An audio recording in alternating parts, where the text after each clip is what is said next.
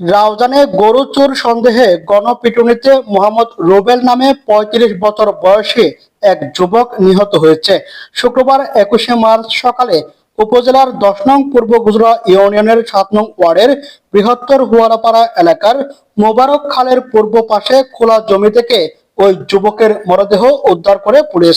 নিহত রুবেল চট্টগ্রাম নগরীর বায়েজিদ বোস্তামি থানার প্রয়াত নুরুল আলমের ছেলে। স্থানীয় লোকজন জানায়, শুক্রবার ভোরে পূর্ব গুজরা ইউনিয়নের হুয়ারাপাড়ার টিপু বড়ুয়ার গোয়াল ঘর থেকে একটি গরু চুরি করে নেওয়ার সময় স্থানীয় লোকজন বিষয়টি টের পেয়ে রুবেল নামের এক চোরকে গণপিটুনি দিয়ে হত্যা করে লাশ বিলের মাঝখানে ফেলে রাখে।